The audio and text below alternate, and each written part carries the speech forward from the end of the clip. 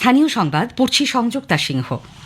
বিশেষ খবর, হাসপাতালগুলিতে নিরাপত্তা সুনিশ্চিত ও পরিষেবা সুষ্ঠু করতে 10 দফা সরকারি নির্দেশিকা জারি হবার পর আরজিকর কাণ্ডের প্রতিবাদে আন্দোলনরত জুনিয়র ডাক্তাররা কর্মবিরতি আংশিক তুলে নিচ্ছেন। আগামীকাল জরুরি বিভাগে কাজে যোগ দেবেন তাঁরা। আজ স্বাস্থ্য ভবন থেকে সিজিও কমপ্লেক্স পর্যন্ত মিছিলের ডাক দিয়েছে West Bengal junior doctors front. রাজ্যে ভয়াবহ বন্যা পরিস্থিতির জন্য মুখ্যমন্ত্রী ডিভিসিকে দায়ী করলেও জলশক্তি মন্ত্রক জানিয়েছে নিজে থেকে বাড়তি জল ছাড়ার সিদ্ধান্ত নেয় না ডিভিসি। মুখ্যমন্ত্রীর নির্দেশের পরই রাজ্যের সঙ্গে ঝাড়খণ্ডের সীমানা সিল করে দেওয়া হয়েছে। বিশ্ব বাংলা মেলা প্রাঙ্গণে আজ শুরু হচ্ছে প্রথম Bengal shopping festival. Kolkata premier league ফুটবলের সুপার 6 পর্বের ম্যাচে আজ ইস্ট বেঙ্গল ও মোহামেডান স্পোর্টিং মুখোমুখি হবে। আসছি বিস্তারিত খবরে। আরজিকর কাণ্ডের প্রতিবাদে আন্দোলনরত জুনিয়র চিকিৎসকদের দাবি মেনে নিয়ে সমস্ত সরকারি হাসপাতাল ও মেডিকেল কলেজে নিরাপত্তা এবং সুরক্ষা সুনিশ্চিত করার জন্য রাজ্য সরকার 10 দফা নির্দেশিকা জারি করার পরই কর্মবিরতি আংশিক প্রত্যাহারের সিদ্ধান্ত নিয়েছে West Bengal junior doctors front. 42 দিন পর আগামীকাল জরুরি বিভাগে কাজে ফিরবেন তারা। সল্টলেকের স্বাস্থ্য ভবনের কাছে ধর্ণা মঞ্চ তুলে নেওয়া হচ্ছে। তবে অভয়া ন্যায় বিচার না পাওয়া পর্যন্ত আন্দোলন চলবে। সুপ্রিম কোর্টে চলবে আইনি লড়াই। ফ্রন্টের তরফে গতরাতে অনিকেত মাহাতো সাংবাদিকদের জানান, আরজিকরের চিকিৎসক পড়ুয়ার ধর্ষণ খুনের সিবিআই তদন্তে দ্রুত কিনারার দাবিতে আজ স্বাস্থ্য ভবন থেকে সিজিও কমপ্লেক্স পর্যন্ত মিছিল হবে। রাজ্যে ভয়াবহ বন্যা পরিস্থিতির প্রেক্ষিতে আজ থেকেই প্লাবিত এলাকাগুলিতে অভয়া ক্লিনিক শুরু করবেন তারা। আমরা মনে করি আমাদের যে আন্দোলনের ঘটনা প্রবাহ, সেই জায়গা থেকে ন্যায় বিচারের দাবিতে আমরা কিছু উল্লেখযোগ্য পদক্ষেপ পেয়েছি এবং ন্যায় বিচারের দাবিতে আমাদের লড়াই কিন্তু শেষ হয়নি। এই লড়াই সুপ্রিম কোর্টের অন্দরে যেমন চলবে, ঠিক সেই রকমই আমাদের রাজপথে আমরা যে অন্যায়ের প্রতিবাদ রেখেছিলাম সেই পথও থাকবে। সেই জায়গা থেকেই স্বাস্থ্য ভবন থেকে সিজিও কমপ্লেক্স অভিযানের ডাক দিয়েছি। দ্বিতীয়ত, যে ভয়াবহ বন্যা পরিস্থিতি তৈরি হয়েছে, আমরা চিকিৎসক হিসেবে এই মানবিক জায়গাটাকে কখনোই এড়িয়ে যেতে পারি না।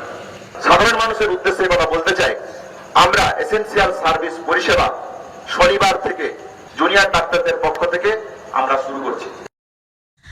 রাজ্য সরকারের নির্দেশিকা এবং পুলিশ কমিশনার, স্বাস্থ্য অধিকর্তা ও স্বাস্থ্য শিক্ষা অধিকর্তাকে অপসারণকে গণ আন্দোলনের জয় বলে মনে করছেন ফ্রন্টের আর এক মুখ দেবাশিস হালদার। তবে তিনি জানিয়েছেন, ন্যায় বিচারের দাবিতে তাদের আন্দোলন চলবে।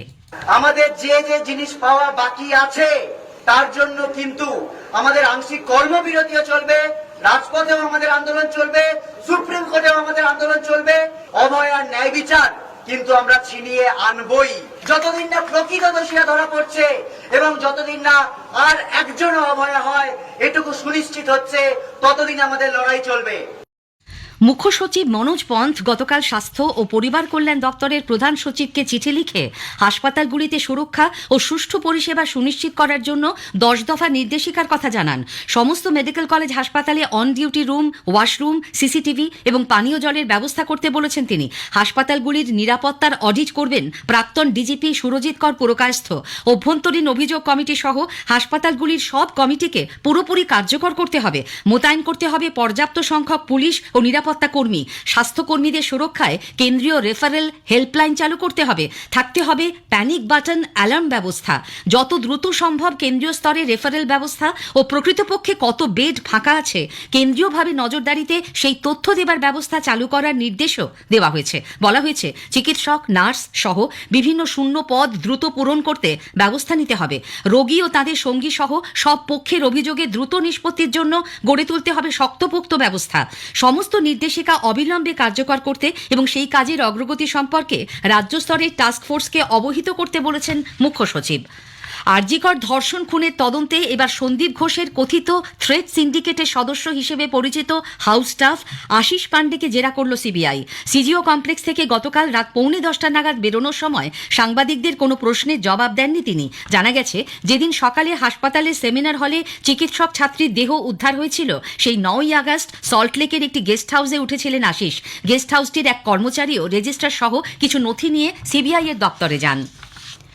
নদিয়ার Kalyani college of medicine and GNM হাসপাতালে হুমকি সংস্কৃতির সঙ্গে জড়িয়ে থাকা ৩৯ জনের মতো ডাক্তার পড়ুয়াকে ৬ মাসের জন্য সাসপেন্ড করা হয়েছে। তাদের বিরুদ্ধে ওঠা অভিযোগ নিয়ে শুরু হয়েছে তদন্ত। কলেজের অধ্যক্ষ মণিদীপ পাল জানিয়েছেন, কাউন্সিলের সভায় থ্রেট কালচারে অভিযুক্তদের ৬ মাসের জন্য সাসপেন্ড করার সিদ্ধান্ত নেওয়া হয়েছে। পাশাপাশি কলেজের স্টুডেন্ট ওয়েলফেয়ার কমিটিও ভেঙে দেওয়া হয়েছে। এদিকে সন্দীপ ঘোষের ঘনিষ্ঠ হিসেবে পরিচিত থ্রেট কালচারে বহু চর্চিত নাম অভিজ্ঞদের সঙ্গে 2023-এ এক অনুষ্ঠানে মালদা মেডিকেল কলেজের এমএসভিপি প্রসেনজিৎ বরের এক মঞ্চে থাকার ছবি সহ পোস্টার পড়েছে হাসপাতাল জুড়ে, যেখানে দেখা যাচ্ছে সুপারের উপস্থিতিতে অভিজ্ঞদের চিকিৎসকদের হাতে ডিগ্রি তুলে দিচ্ছেন। সুপারের ঘরের সামনেও লাগানো হয়েছে পোস্টারটি। আন্দোলনকারী চিকিৎসকদের বক্তব্য, মালদা মেডিকেল কলেজ হাসপাতালেও রয়েছে থ্রেট কালচার, তাই অবিলম্বে অভিজ্ঞদের উপস্থিতি নিয়ে কর্তৃপক্ষকে জবাবদিহি করতে হবে। উত্তরবঙ্গ মেডিকেল কলেজ হাসপাতালে ভুয়ো নিয়োগপত্র নিয়ে কাজে যোগ দিতে এসে দুজন গ্রেপ্তার হওয়ায় চাঞ্চল্য ছড়িয়েছে। আরজিকর কাণ্ডের প্রতিবাদে এবং বহু চর্চিত উত্তরবঙ্গ লবি নিয়ে যখন উত্তাল পরিস্থিতি, তখন তার মধ্যেই মুস্তাক আলী ও ইমরান আলী নামে উত্তর দিনাজপুরের রায়গঞ্জের বাসিন্দা ওই দুজন ওয়ার্ড বয়ের নিয়োগপত্র নিয়ে গতকাল হাসপাতালে হাজির হয়। খবর পেয়ে দুজনকে গ্রেপ্তার করে পুলিশ।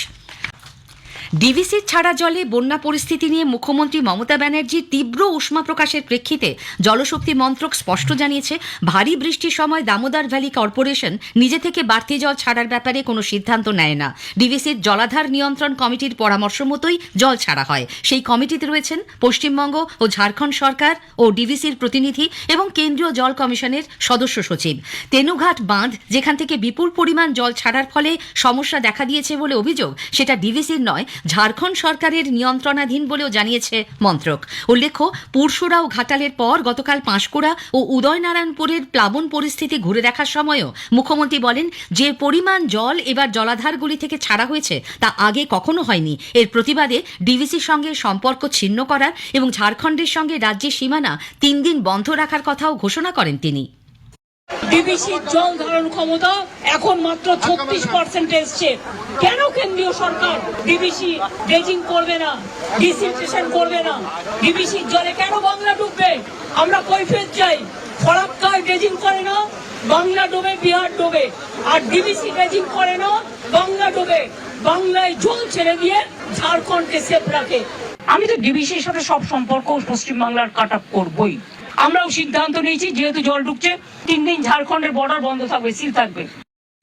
রাজ্যে ভয়াবহ বন্যা পরিস্থিতির জন্য ডিভিসির মাত্রাতিরিক্ত জল ছাড়াকে দায়ী করে মুখ্যমন্ত্রী ডিভিসির সঙ্গে সম্পর্ক ছিন্ন করার হুঁশিয়ারি দিলেও জল ছাড়া বন্ধ হয়নি। তবে সংস্থার তরফে বিবৃতি দিয়ে প্রায় 20,000 কিউসেক জল কম ছাড়া হবে বলে জানানো হয়েছে।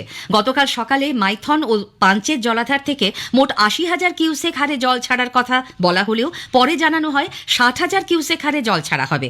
এদিকে বন্যা পরিস্থিতির জন্য ক্ষুব্ধ মুখ্যমন্ত্রীর নির্দেশে 3 দিনের জন্য সিল করে দেওয়া হলো বাংলা ঝাড়খণ্ড সীমানা।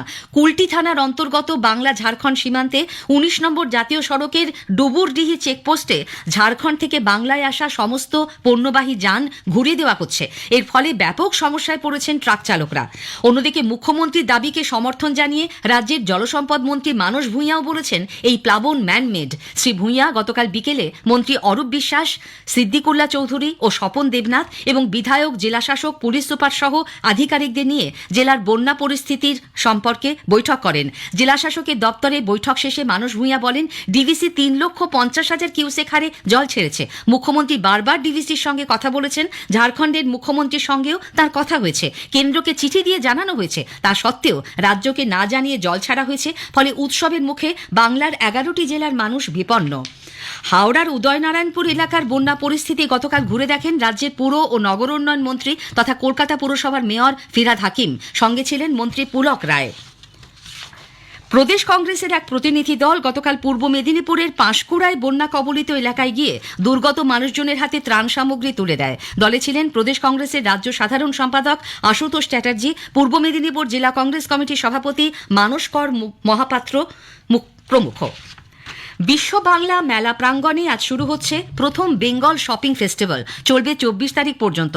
সংযুক্ত আরব আমিরশাহী, নেপাল, ভুটান, মায়ানমার সহ বিভিন্ন দেশ এই উৎসবে অংশ নিচ্ছে। নামি দামি ব্র্যান্ডের পণ্যের পাশাপাশি বাংলার জিআই স্বীকৃতিপ্রাপ্ত 27টি পণ্য থাকছে কেনাকাটার এই উৎসবে। কলকাতা প্রিমিয়ার লিগ ফুটবলের সুপার 6 পর্বের ম্যাচে আজ ইস্টবেঙ্গল ও মোহামেডান স্পোর্টিং মুখোমুখি হবে। নৈহাটি স্টেডিয়ামে খেলা শুরু হবে বিকেল 3টে। ইস্টবেঙ্গল 14 ম্যাচে 40 পয়েন্ট নিয়ে পয়েন্ট টেবিলের শীর্ষে রয়েছে। একই সংখ্যক ম্যাচে মোহামেডান স্পোর্টিং এর পয়েন্ট 22। শেষ করার আগে স্থানীয় সংবাদের বিশেষ অংশ আরেকবার। হাসপাতালগুলিতে নিরাপত্তা সুনিশ্চিত ও পরিষেবা সুষ্ঠু করতে 10 দফা সরকারি নির্দেশিকা জারি হবার পর আরজিকর কাণ্ডের প্রতিবাদে আন্দোলনরত জুনিয়র চিকিৎসকরা কর্মবিরতি আংশিক তুলে নিচ্ছেন। আগামীকাল জরুরি বিভাগে কাজে যোগ দেবেন তাঁরা। স্থানীয় সংবাদ শেষ হলো।